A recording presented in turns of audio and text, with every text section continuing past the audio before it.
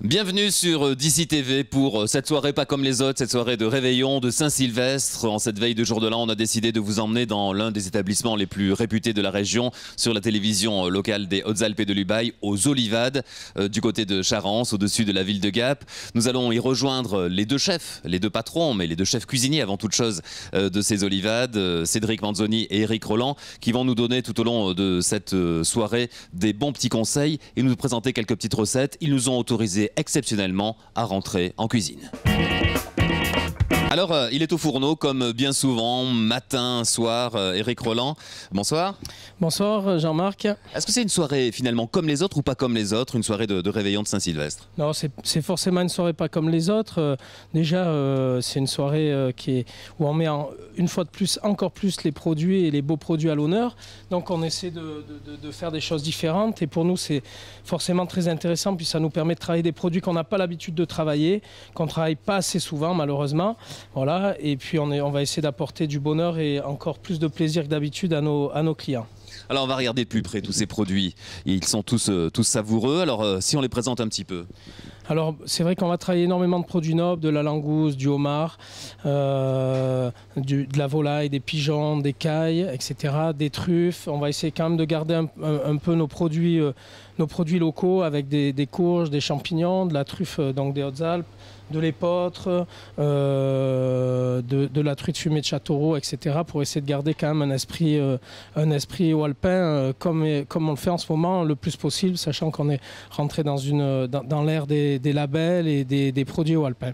Alors vous avez de la chance sur DC TV car Cédric et Eric vont ce soir vous confier une recette, une de leurs recettes. Ils vont vous en expliquer un petit peu les ingrédients, vous donner quelques bons conseils également. Ce sera dans quelques minutes, on va quand même présenter cette recette. Qu'est-ce que vous allez nous faire, Eric? Alors je vais vous proposer un petit velouté d'asperges avec une émulsion de crème à la truffe, voilà, qui peut très bien faire pour une petite mise en bouche ou des petites verrines pour cette soirée. Ensuite on va faire un millefeuille de cailles aux pommes et foie gras et truffes, donc avec des truffes des Hautes-Alpes, des pommes des Hautes-Alpes et des cailles de l'Ardèche.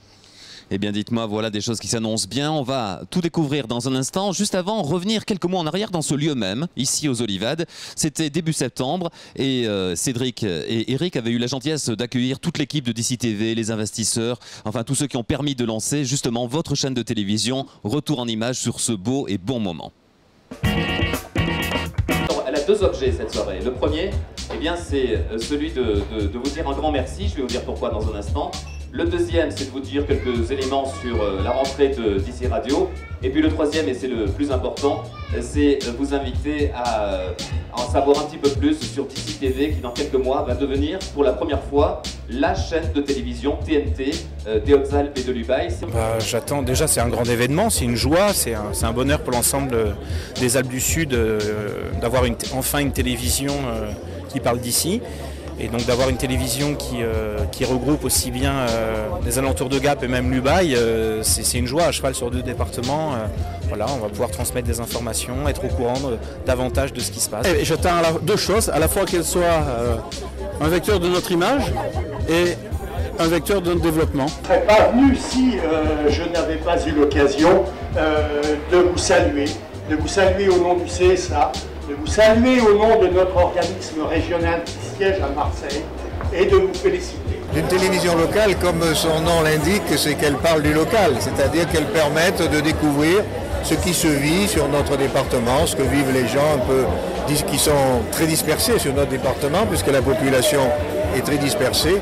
Donc j'attends notamment qu'on me fasse découvrir ce qui se vit. Bon, Jean-Marc, ça fait un moment maintenant qu'on le connaît, donc on connaît son sérieux, on connaît aussi sa motivation, ses ambitions, et donc c'est pour ça aussi qu'on a souhaité l'aider dans ce sens-là, mais c'est aussi une télévision qui fera connaître notre secteur, au niveau des Hautes-Alpes et au-delà des Hautes-Alpes. Plein de gens qui ont déjà joué le jeu, et je vais vous citer tous ceux qui ont soutenu le dossier depuis le début, parce que vraiment, quand on est au début, ça a de la valeur, une valeur incroyable. Donc parmi ceux qui ont décidé d'accompagner le mouvement, et ils nous rejoignent à mesure s'il y a des représentants, c'est récent, c'est la décision a été prise hier, la fédération départementale du VTP, l'école du ski français, qui pourrait être ici à présent, mais ils le sont peut-être, qui a choisi de devenir actionnaire. Les Pulls Rouges des Alpes du Sud ont décidé de devenir actionnaires de la télévision. Ils sont représentés en plus par Un gars du 04 de Pralo et le directeur d'école de ski, M. De Grelle de Saint-Léger. Une télé locale pour nous c'est super important, surtout pour un sport comme le patinage qui est très visuel. On attend beaucoup de choses de la télé, on a envie de faire parler de nous grâce à vous et heureusement que vous êtes là, quoi.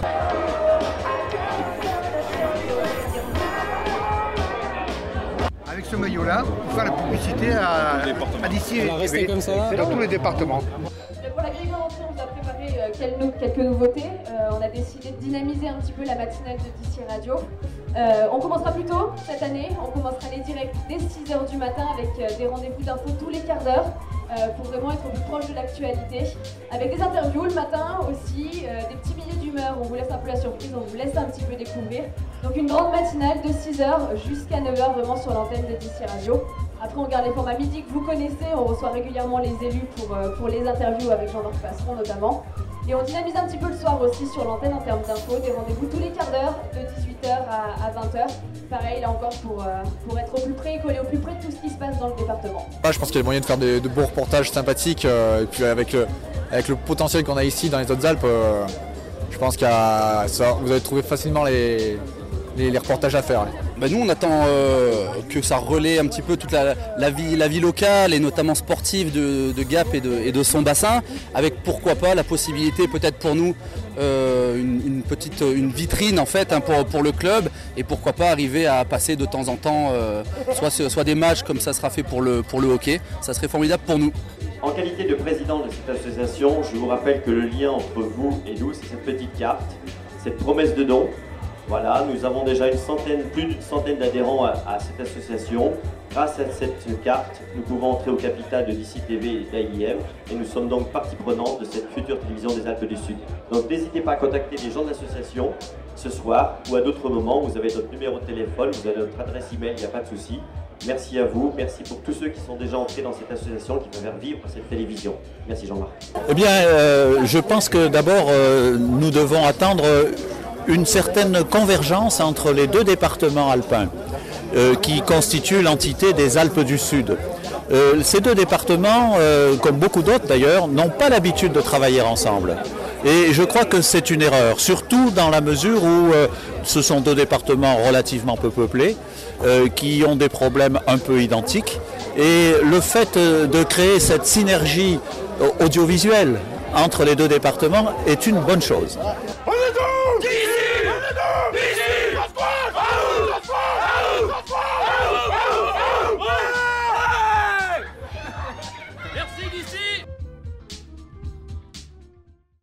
Voilà pour ce beau moment au mois de septembre, lorsqu'on a présenté ici même aux Olivades à Gap DC TV, qui est concrètement maintenant lancé sur le canal 31 de la TNT, le canal 102 du satellite, bientôt sur toutes les box internet, votre télévision.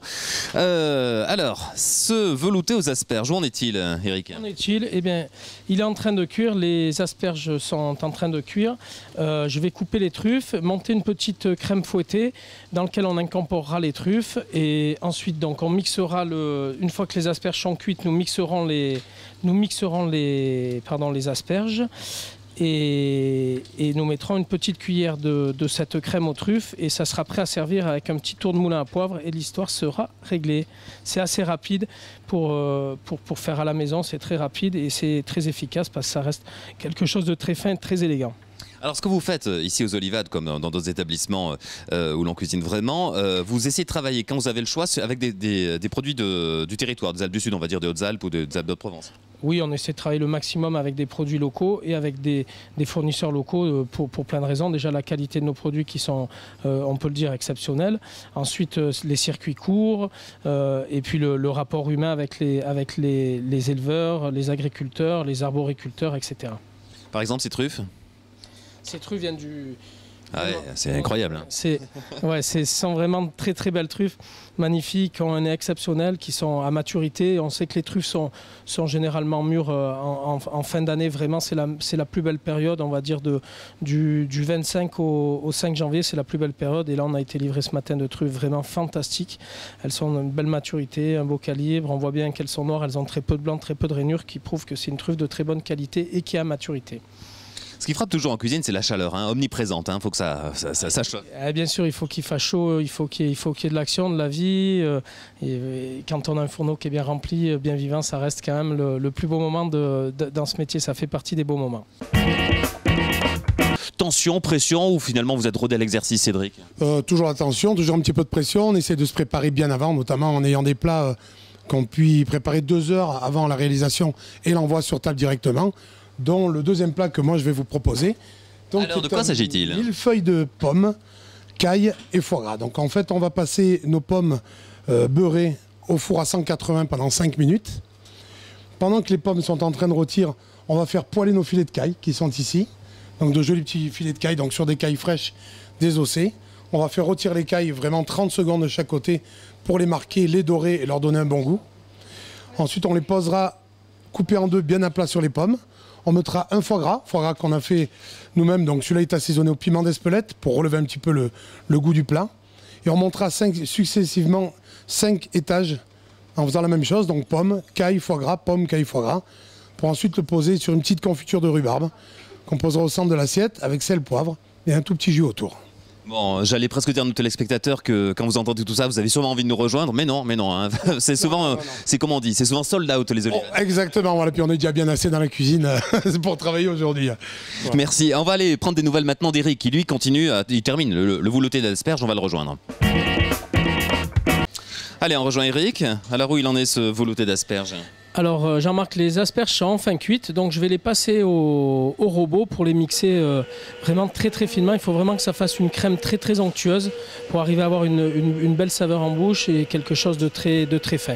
Donc voilà. On vous suit à l'image. Voilà, ces belles et bonnes asperges, enfin on devine hein, qu'elles sont bonnes, sont mixées. Alors maintenant on vous suit. Vous nous dites. Alors voilà, maintenant que les asperges sont mixées, on a monté notre petite crème fouettée, tout doucement. On va en profiter pour mettre maintenant effectivement les truffes dedans. Voilà, on va bien mélanger tout ça. Et maintenant, on va pouvoir dresser notre assiette.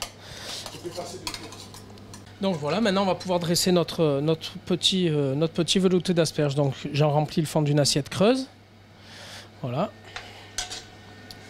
Ensuite, on va mettre notre petite crème, donc préalablement faite, juste dedans. Excusez. Voilà. On va faire une petite quenelle. Hein, c'est un geste technique mais assez simple à réaliser. Donc on va faire notre petite quenelle en question qu'on va renverser dans le centre de l'assiette. En fait, la chaleur du consommé va faire fondre la crème et il va s'étaler. Ça va faire comme un nuage posé en fait dans une assiette et ça a un aspect assez sympathique. On va rajouter 2-3 petits bâtonnets de truffes dessus. Voilà. Vous êtes généreux hein, sous les truffes, hein, vous les... Ah, la truffe, il faut être généreux, tout à fait. Mais il faut être généreux de partout, que ce soit dans la cuisine ou dans le reste. Et ensuite, on va rajouter quelques petites sommités de cerfeuil. La sommité, c'est la petite pointe qui est tout en haut de la branche. Voilà, tout simplement. C'est une recette vraiment très simple à réaliser, qui demande très peu de temps, très peu de technique. Une technique assez simple, mais qui a un résultat fort sympathique pour une petite mise en bouche ou une petite verrine, etc. Voilà. Merci Eric, on va le goûter dans un instant, mais pour l'heure, on va aller prendre des nouvelles de Cédric, qui est toujours dans son millefeuille. Alors ce millefeuille, où en est-il? Eh bien tiens, on vient d'entendre le four sonner juste derrière, donc les pommes sont cuites, donc après 5 minutes de cuisson à 180 degrés, comme on l'avait dit. Voilà, on va s'occuper de sortir les pommes du four, qui sont juste là. Voilà. On va les montrer, oui, voilà. Colorées, assez souples, puisqu'en fait elles vont subir une deuxième cuisson au four, vraiment pour donner un amalgame et pour donner une belle osmose de goût entre la pomme, la caille et le foie gras, montés successivement. Je vais poser mes pommes juste ici. Voilà, on va mettre maintenant une noix de beurre qui est ici, comme ça, dans notre plat. Voilà. On peut être un petit peu généreux, hein, c'est pas gênant. Après tout, c'est le réveillon, c'est la fin de l'année. Donc le beurre avec une belle coloration. On va mettre à cuire ici nos filets de caille. Voilà. On va en mettre 4 notamment. Alors il est vrai qu'on dit tout le temps que le beurre noisette, c'est pas la meilleure cuisson pour la santé. Par contre pour le goût, c'est assez exceptionnel. Donc je pense que 2-3 fois par an, on a le droit quand même de se faire plaisir. Hein, en faisant cuire des cailles comme ça. Des filets de caille bien rôtis de chaque côté. Pendant que les cailles cuisent tranquillement quelques secondes. On a ici le foie gras que je vous expliquais tout à l'heure, n'est-ce pas? Qu'on va démouler très simplement. Voilà. Donc les petits points rouges qu'on peut voir à l'intérieur, c'est le piment d'Espelette. Alors on a un couteau qu'on peut, oui ou non, chauffer, ça dépend un petit peu. Là, comme le foie gras est relativement à température assez sympathique, juste une petite découpe, et on voit ici que le foie gras, magnifique. Voilà, superbe, avec un beau liseré à l'intérieur d'Espelette, ce qui va nous permettre vraiment de mélanger à la fois le goût, un petit peu de puissance, et donner un certain caractère à ce plat de pommes, de caille, de fête en même temps, hein, qu'on va déguster. Derrière un velouté d'asperges au foie gras, il faut quand même avoir quelque chose de relativement relevé pour faire quelque chose de bien. Alors nos regrets, hein, on sait que vous avez l'image, les conseils, les mots qui comptent beaucoup dans la cuisine. Il vous manque l'odeur. Nous, on l'a. En plus, je peux vous dire que c'est savoureux ici en cuisine. On va se retrouver dans un instant. Alors, de temps en temps, vous y mettez à deux hein, lorsqu'il faut préparer des plats fins comme ça, Eric.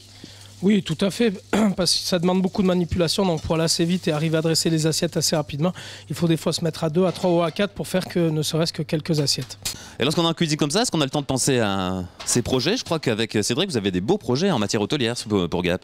Oui, effectivement, en fait, Cédric, Céline, Virginie et moi-même, donc, qui sont nos deux épouses respectives, on a effectivement ce projet d'hôtel qui a bien avancé. On a déjà, on va dire qu'on est à la moitié des travaux. C'est un projet qui est ambitieux pour nous, hein, c'est le projet d'une vie. On avance, tout se passe très bien, ça avance dans de bonnes conditions.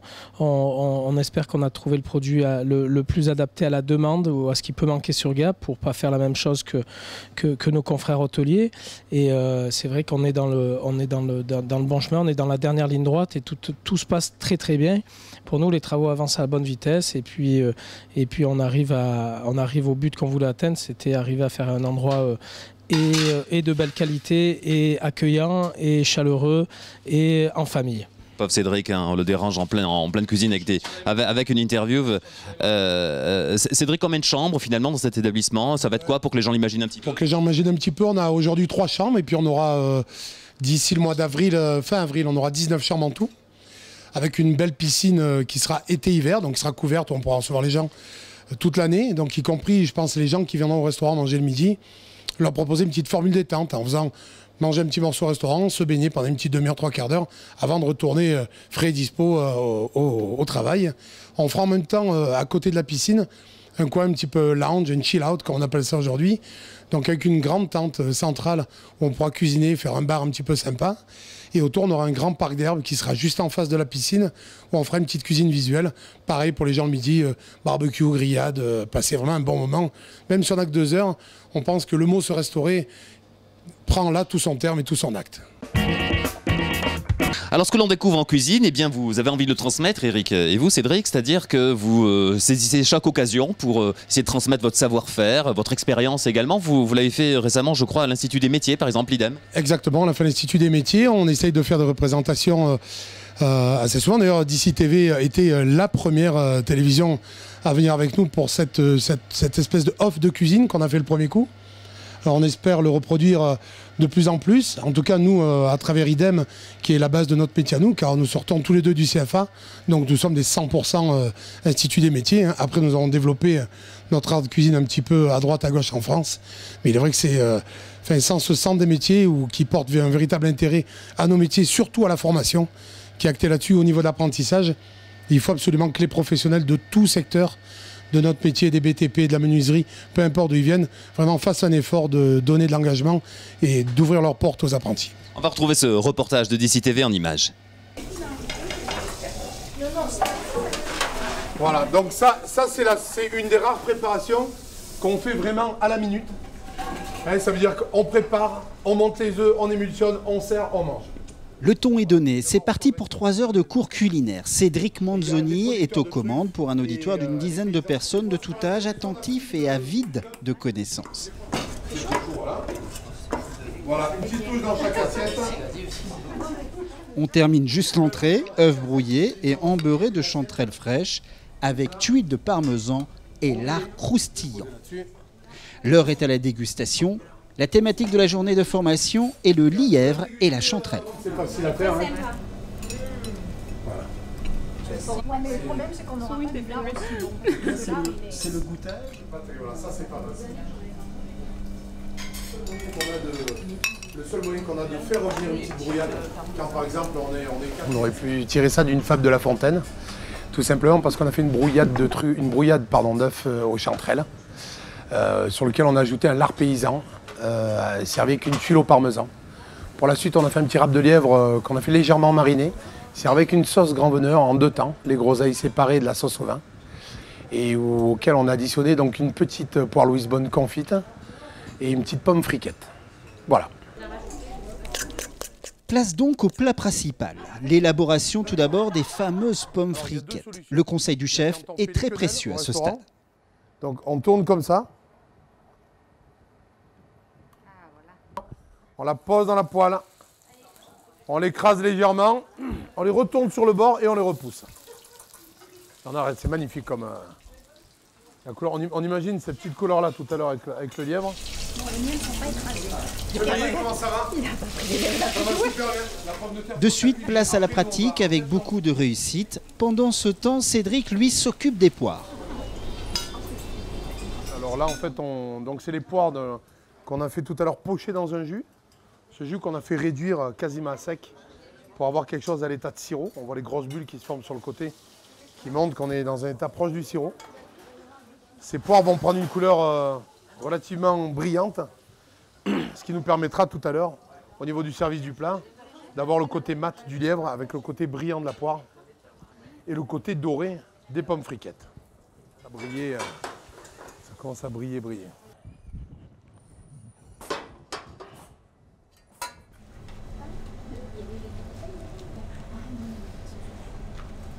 Comme ça. Donc la petite gelée de groseille, donc qui va donner l'acidité du plat. On en met très peu pour que ça soit sympa.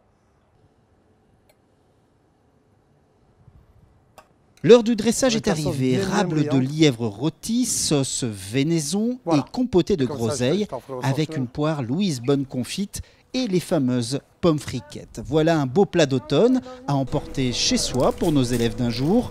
Mais la semaine prochaine, Cédric, qu'y a-t-il au menu? Samedi prochain, normalement, on devrait se baser un petit peu sur des terrines. Donc, on devrait faire une terrine de lapro aux truffes. Et à côté de ça, on devrait faire... normalement, on était parti pour faire un petit foie gras poêlé au Cap Corse. Voilà, ce sera la prochaine.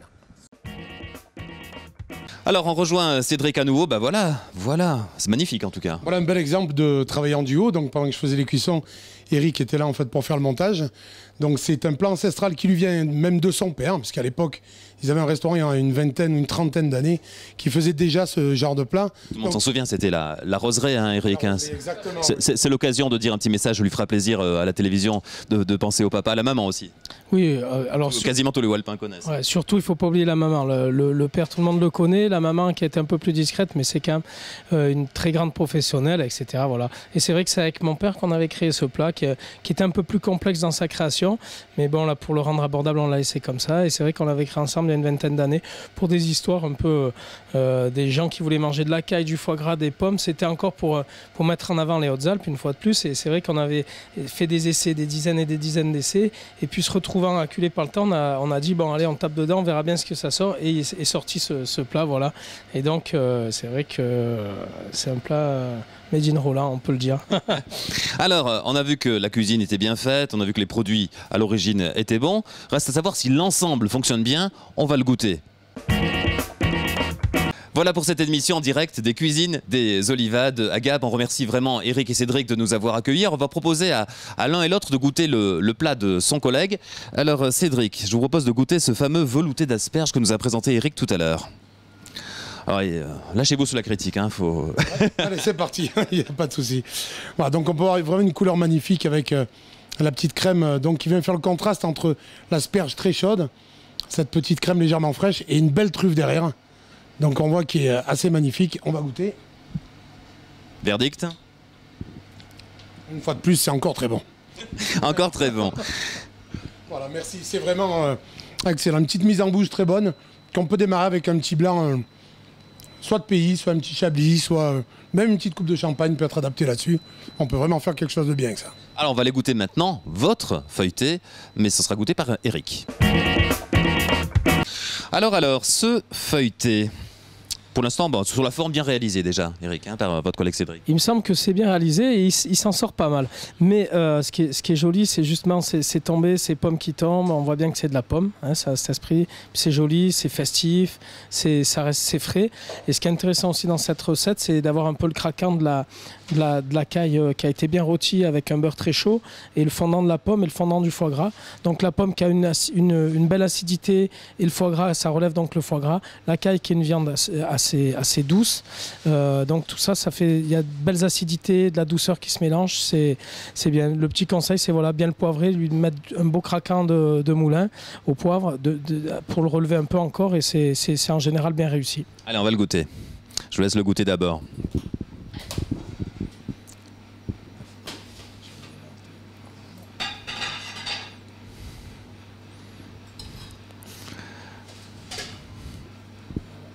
Alors. À moi l'honneur. Oui. Ah, merci beaucoup. Merci beaucoup.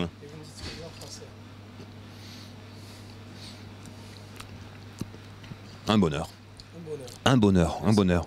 À vous aussi, allez-y. Vous nous dites un petit peu si Cédric a bien fait le plat Roland, si on l'appelle ainsi. Comme vous l'avez dit, un bonheur. C'est parfait. Voilà pour ce bon moment que vous avez partagé, je l'espère, avec nous, passé ici à titre exceptionnel dans les cuisines des Olivades avec Eric, avec Cédric, qu'on remercie de nous avoir accueillis. Ces bons plats, ce velouté d'asperges qui aura été une réussite, on va finir de le déguster, on va surtout ne rien laisser, le feuilleter de la même manière. Ben voilà, maintenant, est-ce que le plus dur est fait ou est-ce que maintenant il y a le service en salle, cette soirée de réveillon qui j'imagine, va se terminer tard?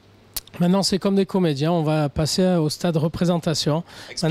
Explication, etc. Là où excelle Cédric, une fois de plus, très fort, donc l'explication aux gens. Et puis, on va essayer de donner un rythme. C'est comme une pièce de théâtre, on va donner un rythme. On va essayer d'expliquer aux choses les gens, de leur apporter vraiment du bonheur et les faire rêver, voilà. Et à propos de bonheur, eh bien on va terminer ainsi. On va proposer un petit peu à l'avance, mais à Cédric, Eric et nous-mêmes, au nom de toute l'équipe de DC TV, eh bien on va vous souhaiter tout simplement une excellente année 2014. Bonne année, une année pleine de bonheur. Bonne année à tous, beaucoup de bonheur. À tout le monde, des Hautes-Alpes, Jean-Marc Passeron, DC TV, DC Radio. Voilà, bravo, merci. Il a tout dit. Merci, une bonne année à tous. Et vous avez vu qu'on a même le chapeau de circonstance. Bonne année.